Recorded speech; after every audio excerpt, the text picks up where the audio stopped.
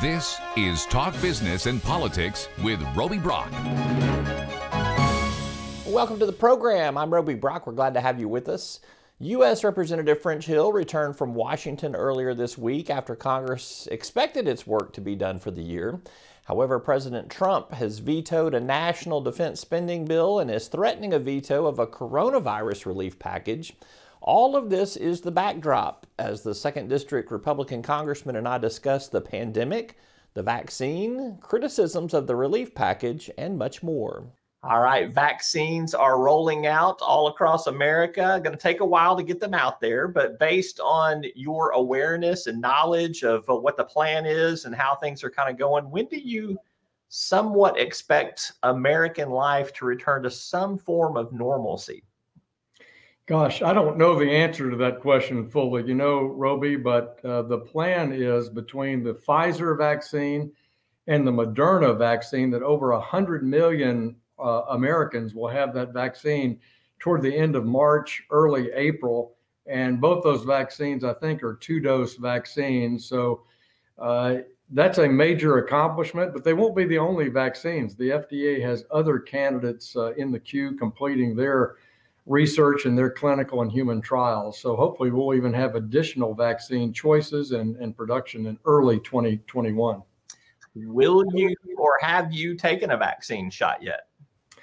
I have taken a vaccine shot. The House was urged by the Speaker to all take the vaccine when we were up in Washington for this extended period of time over the last few days negotiating the COVID-19 event. I'd planned on just waiting and taking it in early January here in Arkansas, but the Speaker's office encouraged everybody to take it. So I've taken my first dose of the Pfizer vaccine.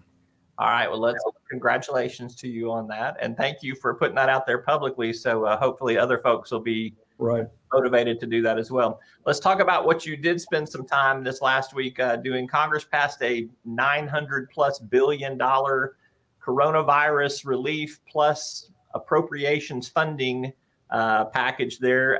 Hit the highlights for me from your perspective. I can't give you the whole half-hour show to go through it. So maybe pick maybe your top 3 highlights of how you think this will be most beneficial to the most people. Well, the whole debate about the next COVID-19 relief package was trying to target it for the most bang for the buck. And clearly this $900 billion bill, which had strong bipartisan support in both the House and the Senate, I think targets the right areas. First, it gives our governors flexibility to spend their CARES Act money. That flexibility was going to expire on 12/31 of this year in a couple of weeks. They now have until the end of 2021. That's important because a lot of governors have not spent the CARES Act money. And this gives them the ability to make better decisions about it instead of just cramming it into the year end in a typical sort of governmental approach. Next, the governors put a priority on broadband expansion. This bill has additional funding for broadband expansion to fill the gaps that we have for both telehealth and teleeducation challenges around the states, particularly our rural states like Arkansas. So in addition, the governors get some additional money, K through 12 plus university, that's very similar to the money that was provided in the CARES Act. So education gets a substantial uplift in this $900 billion package.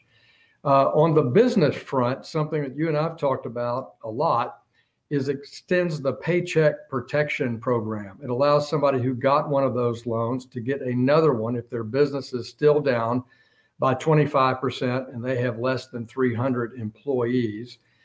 It also allows the one-page simple forgiveness for those loans, $150,000 and less. That's very important. And then finally, something that you've heard a lot about from your business colleagues and associates is, if I got a PPP loan during 2020, do I have additional taxes owed because I can't deduct the expenses paid with that loan? That was changed in this bill, and you will be able to get a tax deduction for those expenses. So those were major improvements for the PPP program. I think it'll really help a lot of our restaurants and a lot of our small businesses. So PPP, the governor flexibility. The final area is, what about our families that are still hurting? And in that regard, the unemployment compensation associated with the pandemic, that extra $300 per week on top of state unemployment, that was extended for our families through March 14th, 2021. That would have expired again on 12/31/2020. And President Trump, as you know, all year advocated for additional tax rebate checks to families as a part of this package. That was controversial. Not everybody was on board with that, but he lobbied heavily for it. Some others in the Senate did. And so there's a $600 per adult payment if you make less than $75,000, or $150,000 for spouses, and $600 per child. So a family of four will get about $2,400 in an additional economic stimulus payment. And then finally, something new, Roby, in this bill that was frustrating to both landlords and tenants. You recall the CARES Act had an eviction moratorium, and President Trump extended that by executive order, but there was no assistance to pay that rent beyond the unemployment compensation and that tax stimulus payment. So there is a rental assistance component to this $900 billion COVID relief package. The details are being worked out, but it's both tenants and landlords can apply for it. And I think that'll be available very, very early in 2021. I don't have to tell you, I know that you will, you get all of the criticism and none of the compliments when these things go down. And this is obviously a big package. I do compliment Congress on coming together on so much stuff where there is some common ground. But you've heard the criticism that the $600 stimulus for the individuals is not enough. It doesn't help cover 1 month's rent. It doesn't cover, potential medical expenses, et cetera, et cetera. Break down that argument for me from where you come down on that $600 and maybe how the debate went down in Congress over that $600. Yeah, thanks, because it's a good question. And you're right, it's a question people ask every day. My view is, look, you've got to look at it all encompassing. You've got to look at it with the extra $300 per week unemployment compensation on top of the state unemployment. And don't forget, our self-employed and gig workers were also eligible for unemployment due to the pandemic. America had never done that before in our unemployment system. So we had a much more generous unemployment compensation system. We had the economic stimulus payment that we just talked about. And then we've added this rental assistance piece in for those that are in a tough slot in their life because of the nature of their rent and where they are on their income. So I think it's all together. Plus, you do have, and it should be noted, the Paycheck Protection Program is about what? Paycheck protection. So the whole intent of that bill is to get people back to work and have them paid for up to 24 weeks in their existing business.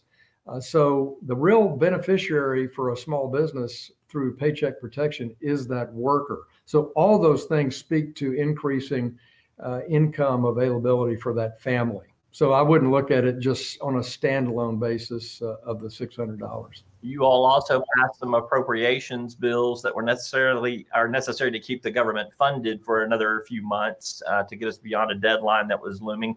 Been some criticism from the right over the amount of money for foreign aid that was in some of those appropriations there. I'm sure you've seen some of the social media responses to that.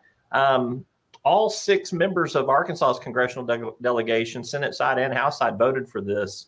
I guess I'll give you a chance to answer that criticism. Why was that overseas spending the right thing to do at this point in time? Well, this does not have anything to do with COVID-19. We passed the $900 billion COVID-19 package that we've just talked about the highlights on, but we also passed, as you note, the total federal government's budget for 2021 through September of 2021.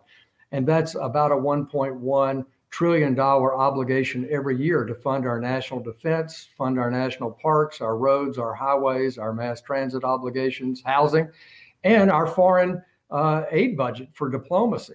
So I know people I've seen on social media have said, well, gosh, my family gets $600, but the Sudan gets millions of dollars. They're conflating two different issues. We have our federal budget, our diplomatic budget, our national security budget, about 1.1 trillion, plus we did the COVID-19 relief package. In every annual appropriation of the federal government, probably since the first Congress, when that bill was signed into law by President Washington, people have complained about what was in it. So there's some good things in it, some things I support. There's some things in it that are not good that I don't support. But the bottom line is, I always ask myself, is the country better off for having its funding stabilized through September 2021 in the midst of this pandemic and trying to get our economy open? Or should all the members of Congress vote no because they don't like some particular measure at the National Institute of Health or in the foreign aid budget? I made the judgment that it's better in this tough time in our economy to keep the federal government fully funded through the end of the year. I look for bad spending ideas, and I tried to point them out through my Golden Fleece Award every month. But that's the basic overview of 2021. Further, I would say to all my friends on both sides of the aisle, those spending bills went through regular order in the House Appropriations Committee. 10 of those 12 annual appropriations bills passed the House before the election through the regular committee process and floor action. So this was not a bill that members of Congress had not seen before, had not studied before, and were not aware of the component parts of it. Let's go back to coronavirus relief just as an overall subject here. Most have said this patches us through for a while. We have a new administration coming in January. What is your take on what's going to be realistic with the new administration? How quickly do you think Congress may need to get back at looking to whether or not what you did here in this last few days in December was enough to hold us on through the end of the pandemic? When do you think, or do you think that there will be something new to mull over when the Biden administration comes in terms of more coronavirus relief? Well, I think we definitely want to look in January, February, and March, Roby, for two things. One is the economy back to growing. We expect a good fourth quarter for the U.S. economy. Is the economy growing? Are cases more under control in all 50 states? Is the vaccine being distributed as we expect? Do we have additional vaccines that are now ready to distribute? All those external factors will come into a view of what else might Congress and the administration need to do about COVID-19 in the spring months, in the sort of second quarter of the year. I think that's when we ought to look back and assess if we need to do more. But in the meantime, let's get this money out to our businesses, to our families, to our governors, to our K through 12 schools and universities and hospitals, and put it to work. I don't think I have to tell you that the national debt has ballooned over the last 12 months, and it was growing before that anyway. But we're at $27.5 trillion in national debt. How do you start to eat that elephant? Yeah, it's such an important question. We'll have the highest debt to GDP that our country's ever had since World War II. And after World War II, we did not have the mandatory spending obligations that we have now in our country. And so the 1.1 or so trillion dollars that I spoke about a few minutes ago, that's only about 25% of the annual federal budget. When you include interest in our mandatory programs of Social Security, Medicare, Medicaid, for example, you're at over $4 trillion per year. So it's going to be a big challenge. Our first obligation is to get through this pandemic, be as judicious as we can about the money we're spending. And that's why the $900 billion number that we're using for COVID relief, it's actually only about $330 billion of new appropriations. We were able to reprogram CARES Act appropriations to offset that. And that's why Congress wanted to target, focus on the real needs, but try to limit the overall spending as best we could. And so I think going forward, until we're through the pandemic, Roby, we'll just look at this incrementally and carefully, knowing that when we come out of this pandemic, we have a lot of bipartisan work to do in order to reprioritize spending over the long haul for the federal budget. It's going to be a tough one. Yeah, don't envy your position on that. I'll tell you what, I'll come up with some good ideas for you to implement. You could take them up to legislation. Let's talk about the new administration that will be coming in January. You and Representative Steve Womack were two of the four congressmen who did not sign a letter backing the failed Texas lawsuit that challenged the election results there, overturning those results in Georgia, Pennsylvania, Michigan, and Wisconsin. Tell me, why did you not sign that letter? I didn't think the proposal was in keeping with federalism and states' rights. In other words, the presumption in that case was that the Constitution says that legislators set the date and time of elections in their state. And this suit by Attorney General Paxton down in Texas alleged that, well, the Equal Protection Clause for Texas voters had been violated because a non-legislative change had made to voting in Pennsylvania, for example. Well, look, that's been looked at in the district court and the federal courts and the Third Circuit and found not to be the case. And so my view was, I don't want the opportunity for a state to say another state's election was not held in a legal way. I find that view unconstitutional. And so I didn't think there was well grounding in the Paxton case, and that's what led me not to sign on to it. I don't want New York or California in the future telling us how we set our election laws here in Arkansas. There also seems to be a push that, I don't know how big it is, you might have a better sense of this than I do, of some of members of Congress in both chambers of Congress pushing to not recognize the Electoral College vote when you guys come back in January to basically confirm the Electoral College vote. Will you join them in opposition on that? You've heard the arguments and I'm sure been involved in some of the initial conversations on that. I'm aware of a congressman who wants to pursue that line. If you go back and look at this historically, it's been used exceedingly in rare instances. I think Senator Boxer in California attempted that effort against George W. Bush's reelection in 2005. I believe it was used once in the 60s, and then prior to that, back in the 19th century. And in that 19th century case, it was actually about a state proposing two competing slates of electors. That was the sort of impetus behind the debate. But on January 6th, a U.S. senator and a House member have to jointly propose that a particular state's elector shouldn't be seated. If you have a senator and if you have a House member that do that, then there's 2 hours of debate on that motion and a vote taken. So I don't know that that's even going to happen. I hear a member of Congress talking about it, but I don't even know that that's yet to take place. We have seen in this post-November election period, pre-inauguration period, we've seen the president challenge a lot of things legally, as is his purview to do. He has not been successful so far with those lawsuits. We have also seen a lot of misinformation out there. I know that you would be conflicted about that. It's out there every single day and in all kinds of different platforms and mediums. Is there a way to address that in a broader way? How do you propose people cope with the fact that they may not like the election results, but the facts are the facts and you can't make up information about what's truly going on? Yeah, it's so pervasive. I agree with your assessment of it. And I voted for President Trump. He's a fighter. I appreciate him making every effort to fight to make sure that the election was fair and every legal vote counted. He also said that he would live by the decision of the Electoral College, and he pursued all kinds of state court matters up to the federal circuit and on up to the Supreme Court. None of those have found concrete evidence of substantial voter fraud that would in any way overturn the election.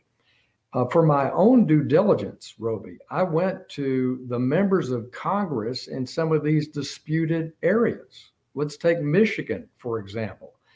I read the news reports about certain counties in Michigan that there were voting irregularities. I went to the member of Congress in that area for those counties, who happens to be a Republican, and found it just not accurate. It's not true. So I haven't done that in every swing state, in every county, but I am talking to the local members of Congress in those states and asking them for their personal assessment.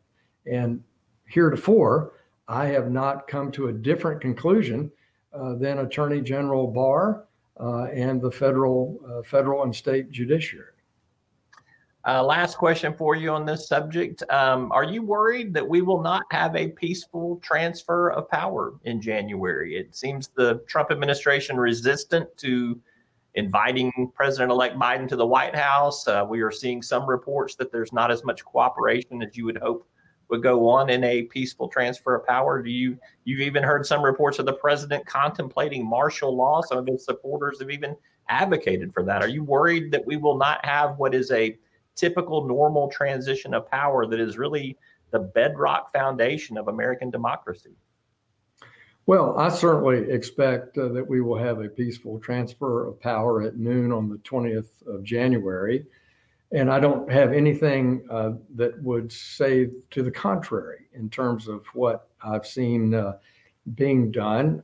I've actually seen quite a bit of transition work going on between the Biden and the Trump administration. I know what you're referring to, and I see those news reports. I've also seen the president himself refer to some of that as, quote, fake news, unquote. So I expect that we'll have a transition on January 20th. And these transitions can be, Mac McCarty wrote a terrific op-ed in the newspaper last week. I hope people see it. You might want to link it to your website, about the importance of a good presidential transition. Our adversaries test us during presidential transitions, and there's no way that we should give anybody a crack in the door that there's a challenge in our presidential transition. Whether we like the outcome or not, it's the nature of our government, and we've been through some tough ones. The Bush v. Gore most recently, but you can go all the way back to the election of 1800, where there were very, very strong ill feelings about who was elected president. So we have that in our history. It's up to all of us in elected office to work hard to earn the public's trust and have a successful presidential transition. I suspect one of those books on the bookshelf behind you is probably about the election of 1800 there, if I had to put money on it. One last question for you. You spoke of our adversaries not wanting to see or wanting to see democracy as weakened as possible. There are also a lot of reports out about what looks to be infiltration of a lot of American agencies, the U.S. Treasury, Department of Defense. Tell me what your take is on what you have been able to find out as fact, and how concerned are you about this breach? Well, what's interesting, big picture, is since I've been in Congress for 6 years, the one thing I've been very impressed about is the level of the government's private sector, public sector partnership in cyber defense and cyber protection. We have a fusion center where all networks are talking to each other about cyber defense and cyber hacking incidences. So it is very concerning, but it's also not unusual.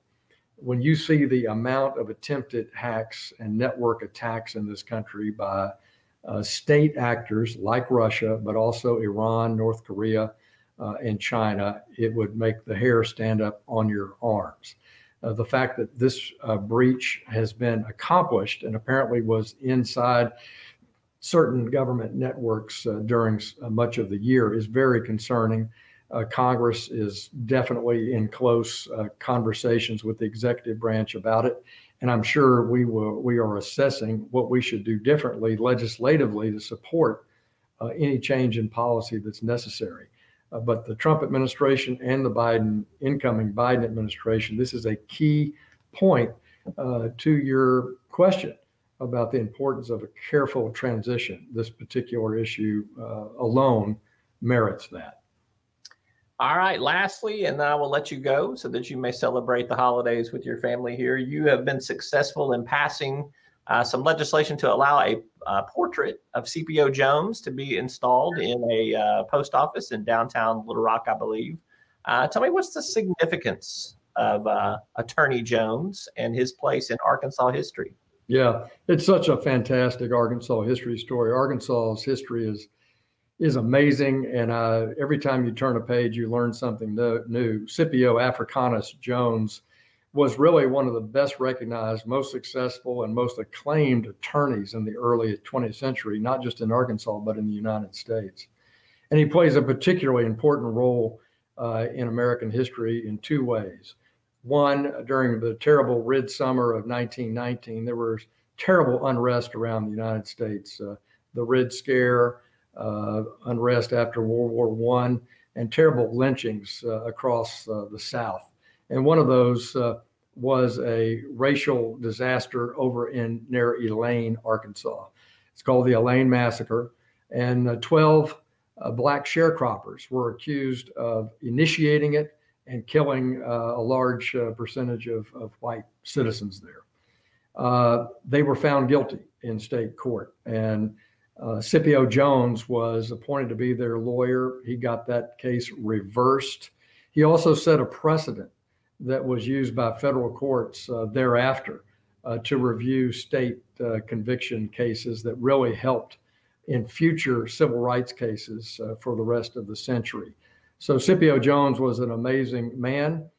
His home here in Little Rock is decrepit, but has recently changed title and is now in the hands of the Dunbar Foundation. And I hope it'll be preserved as a place to talk about his contributions to our state. And John Gill, noted lawyer and historian here, urged me to help him. He said, I want to hang a beautiful portrait of Scipio Jones in the Jones Post Office on Main Street. But guess what? It's illegal. You have to have an act of Congress to do that. So I was happy to introduce that bill in the House, get the support of the Arkansas delegation. It passed the House and the Senate and was signed into law by President Trump. So we will have a very handsome portrait with money raised in the private sector for that to hang in the post office on South Main. That's Congressman French Hill, the Republican incumbent reelected to his fourth term in 2020. Congressman Hill and I spoke after this interview, and he added a few additional observations. You can read his take on presidential pardons and the veto situation at talkbusiness.net.